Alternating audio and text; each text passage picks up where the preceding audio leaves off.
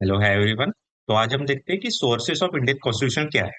कि जब हमारा कॉन्स्टिट्यूएंट असेंबली में बैठ के हमारा कॉन्स्टिट्यूशन बनाया गया था, उस टाइम पे हमने क्या क्या सोर्सेस को रेफर किया था।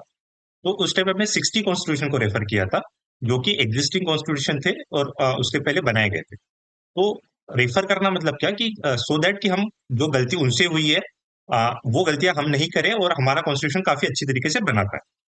ठीक है। तो यहाँ पे मैंने मेंशन किया है कि 11 सोर्सेज क्या क्या थे, उसमें से हमने हमारा कॉन्स्टिट्यूशन बनाया गया है। जैसे कि government of India act 1935, USA, Britain, Ireland, Weimar constitution जो जर्मनी का था, वो सब हम डिटेल में देखेंगे। ओके। तो सबसे पहले आता है गवर्नमेंट ऑफ इंडिया एक्ट 1935। तो गवर्नमेंट ऑफ इंडिया एक्ट 1935, उसके पावर कहाँ से डिराइव करते हैं, मतलब ये एक्ट कब बना था। तो जो साइमन कमीशन उस टाइम पे हमारे यहाँ पे आया था, उसके बाद जो 3 राउंड टेबल कॉन्फ्रेंसेस हुए थे एंड जो व्हाइट पेपर बनाया गया था, उसके ऊपर से ये एक्ट फॉर्म किया गया था। तो उसमें से हमने क्या क्या लिया है। तो office of governor, like how there should be the office of governor in the state. Judiciary, तो जुडिशियरी मतलब क्या, तो गवर्नमेंट के 3 अलग अलग ब्रांचेस होती है सेपरेशन ऑफ पावर के लिए। सबसे पहले आती है legislature, executive and judiciary. Judiciary में supreme courts, high court, subordinate courts, courts कैसे रहेंगे ये हमारे जुडिशियरी में बताया गया। उसके बाद ऑल इंडिया सर्विसेज का प्रावधान भी हमने यही से लिया, जो public service commission of India. Emergency provisions, हमारी इंडिया में अगर कुछ इमरजेंसी आती है, तो 3 टाइप की इमरजेंसी हमारे कॉन्स्टिट्यूशन में प्रोवाइड की गई है। एक है नेशनल इमरजेंसी, फिर आती है स्टेट इमरजेंसी जिसे हम प्रेसिडेंट रूल भी बोलते हैं, और थर्ड आती है फाइनेंशियल इमरजेंसी। तो ये सारी चीजें भी हमने यही से लिया। उसके बाद एडमिनिस्ट्रेटिव डिटेल्स, कि एडमिनिस्ट्रेशन कैसे वर्क करेगा। तो ये सारी चीजें हमने गवर्नमेंट ऑफ इंडिया एक्ट 1935 से ली। उसके बाद हम देखते हैं कि अलग अलग देशों से के जो कॉन्स्टिट्यूशन है, उससे हमने क्या अपने कॉन्स्टिट्यूशन में इनकॉर्पोरेट किया है अकॉर्डिंग टू आर नीड। तो सबसे पहले हम देखते हैं कि फंडामेंटल राइट्स। ये जो फंडामेंटल राइट्स है, ये हमने यूएसए से लिए। तो फंडामेंटल राइट्स मतलब क्या, कि जो हमारे बेसिक राइट्स है, जो फंडामेंटल इन नेचर है। मतलब ये फंडामेंटल राइट्स, ये जो वर्ड है, ये कहाँ से आया है। तो कॉन्स्टिट्यूशन जो है हमारा, वो इसका प्रोटेक्टर है फंडामेंटल राइट का। कॉन्स्टिट्यूशन बताता है कि फंडामेंटल राइट्स जस्टिसेबल होने चाहिए। अगर उसके पास अगर कुछ बाधा आती है, तो हम डायरेक्टली सुप्रीम कोर्ट के पास भी जा सकते हैं। तो ये जो राइट्स है, ये फंडामेंटल इन नेचर है। तो जैसे हमारे ये कॉन्स्टिट्यूशन पावर डिराइव करते हैं, तो कॉन्स्टिट्यूशन क्या है हमारा, फंडामेंटल लॉ ऑफ लैंड, इसलिए इसे हम फंडामेंटल राइट्स बोलते हैं। और ये आर्टिकल 12 से लेकर 35 में मेंशन किए गए हमारे इंडियन कॉन्स्टिट्यूशन। उसके बाद आता है इंडिपेंडेंस ऑफ जुडिशरी। तो what is the importance of independence of judiciary. और हमारे फोर फादर्स को, जो कॉन्स्टिट्यूएंट असेंबली हमारे मेंबर्स थे, उनको समझ में आया था कि इंपॉर्टेंस कितना जरूरी है जुडिशरी का, एक कॉन्स्टिट्यूशन को या एक स्टेट को अच्छे से चलाने में।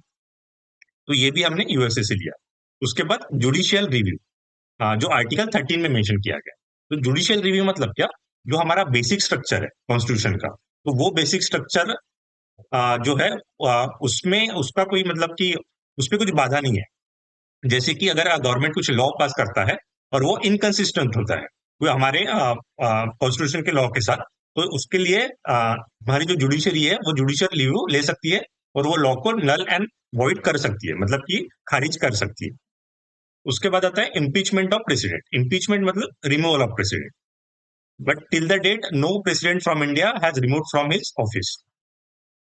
Removal of supreme court and high court जजेस, इसका भी प्रावधान हमने वही से लिया। And accordingly same like the president, no जज of supreme court and high court till the date is remove from India, I mean remove from that particular that office, कि किसी का आज तक मतलब रिमूवल हुआ नहीं है। पोस्ट ऑफ वाइस प्रेसिडेंट, तो पोस्ट ऑफ वाइस प्रेसिडेंट भी हमने यूएसए से लिया है। और जो वाइस प्रेसिडेंट होता है हमारे कंट्री के, वो डिफैक्टो हेड होते हैं, मतलब डिफैक्टो चेयरमैन होते हैं राज्यसभा के। डिफैक्टो मतलब कि जैसे ही वो वाइस प्रेसिडेंट बन जाएंगे, वो डायरेक्टली चेयरमैन बन जाएंगे राज्यसभा के। क्लियर है यूएसए से हमने क्या क्या लिया। ठीक है। उसके बाद देखते हैं हम ब्रिटेन से, ब्रिटेन के कॉन्स्टिट्यूशन से हमने क्या क्या लिया था। तो पार्लियामेंट्री फॉर्म ऑफ गवर्नमेंट। तो पार्लियामेंट्री फॉर्म ऑफ गवर्नमेंट मतलब क्या, there are 2 types of government. One is presidential form of government and second is parliamentary form of government. In the parliamentary form of government, there is one head of the state. Head of the state means president, who is nominal head. And also there is a head of government, which is prime minister, which is real head. तो parliamentary system में prime minister head होता है, तो उसे हम parliamentary system बोलते हैं। उसके बाद आता है रूल ऑफ लॉ, कि जो हमारा लॉ है वो बेसिक रहेगा, उसके ऊपर ही बाकी रूल्स रहेंगे। तुम अपने विम्स एंड फैंसीज के वजह से कुछ हमारे रूल्स चेंज नहीं कर सकते हो। वो भी कंसेप्ट हमने ब्रिटेन से लिया था। उसके बाद लेजिस्लेटिव प्रोसीजर, कि हमारा लेजिस्लेशन कैसे बनेगा, वो भी हमने वही से लिया। सिंगल सिटीजनशिप, तो सिंगल सिटीजनशिप मतलब क्या, कि they are concept of single citizenship and dual citizenship.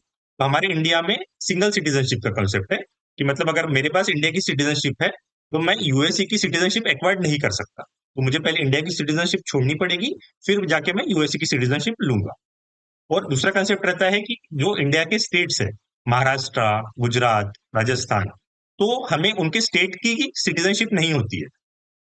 जैसे कि अगर हम यूएसए में जाते हैं तो यूएसए की एक सिटीजनशिप होती है और उनकी जो स्टेट्स है उनकी भी एक सिटीजनशिप होती है, उसे डुअल सिटीजनशिप हम कहते हैं। उसके बाद कैबिनेट फॉर्म ऑफ गवर्नमेंट भी हमने ब्रिटेन से लिया। उसके बाद रिट्स, जो रिट्स इशू करना मतलब कि ऑर्डर इशू करते हैं सुप्रीम कोर्ट, ताकि हमारे फंडामेंटल राइट्स अगर उस पर कुछ बाधा आती है, या उसे हम कॉन्स्टिट्यूशनल रेमेडीज भी बोलते हैं, जो रिट्स इशू करना, वो रिट्स जो है तो under article 32 supreme court issue कर सकता है, and under article 226 high court issue कर सकता है। और जैसे कि ये जो आर्टिकल 32 है उसे डॉक्टर बाबा साहेब अम्बेडकर ने soul and spirit of Indian constitution बोला था, कि वो इतना इंपॉर्टेंट है कि कॉन्स्टिट्यूशनल रेमेडीज हमारे फंडामेंटल राइट्स। उसके बाद पार्लियामेंट्री प्रिविलेजेस, की एक एमपी के, एक मिनिस्टर्स के पार्लियामेंट में क्या प्रिविलेजेस है, वो भी हमने वही से लिखा। उसके बाद बाइकैमरलिज्म, बाइकैमरलिज्म मतलब lower house and upper house, Lok Sabha and Rajya Sabha, ये भी कॉन्सेप्ट हमने ब्रिटेन से लिया है। ओके, क्लियर है इतना कि गवर्नमेंट ऑफ इंडिया एक्ट से हमने क्या लिया, यूएसए से क्या लिया एंड ब्रिटेन से क्या लिया। तो हम नेक्स्ट स्लाइड पे चलते हैं। उसके बाद आयरलैंड, आयरिश कॉन्स्टिट्यूशन से हमने क्या लिया, कि directive principle of state policy, DPSP, मतलब कि स्टेट ने सोशल वेलफेयर के लिए क्या काम करना चाहिए, कैसे काम करना चाहिए, वो इसमें मेंशन किया गया है। उसके बाद nomination of members of Rajya Sabha, की राज्यसभा में जो भी नॉमिनेटेड मेंबर्स होते हैं उसकी प्रोसीजर कैसे रहेगी, और उसको अपॉइंटमेंट कौन करता है, president of India. Methods of election of president, की इलेक्शन प्रोसीजर कैसे रहेगी प्रेसिडेंट, ये सब हमने लिया था आयरलैंड से। उसके बाद देखते हैं कि हमने वाइमर कॉन्स्टिट्यूशन से क्या लिया। वाइमर कॉन्स्टिट्यूशन मतलब जर्मनी का जो कॉन्स्टिट्यूशन, तो suspension of fundamental rights during emergency, जब भी कभी नेशनल इमरजेंसी आती है या इमरजेंसी आती है तो उस टाइम पे हमारे फंडामेंटल राइट सस्पेंड होना। सस्पेंड होना मतलब क्या, कि fundamental rights are not enforceable in the court, उस टाइम पे आप कोर्ट्स में नहीं जा सकते कि हमारे फंडामेंटल राइट्स या पे कुछ बाधा आ रही है, आप हमारे fundamental rights null and void हो गए ऐसे करके। तो सस्पेंशन का मतलब है कि we can't go to the supreme court और the high court for the enforcement. Okay, clear है। उसके बाद हम देखते हैं कि साउथ अफ्रीका से हमने क्या किया। तो साउथ अफ्रीका से हमने लिया कि procedure for the amendment in the Indian constitution. तो अमेंडमेंट मतलब क्या, कि अगर if we are going to change anything from our constitution, that is called amendment. मतलब अगर सिंपल एक फुल स्टॉप भी हम उसमें ऐड करते हैं तो उसे भी हम अमेंडमेंट कहेंगे। तो अगर हमें कुछ डिलीट करना है, कुछ ऐड करना है हमारे कॉन्स्टिट्यूशन में, उसकी जो प्रोसीजर रहेगी वो हमने लिया है साउथ अफ्रीका से।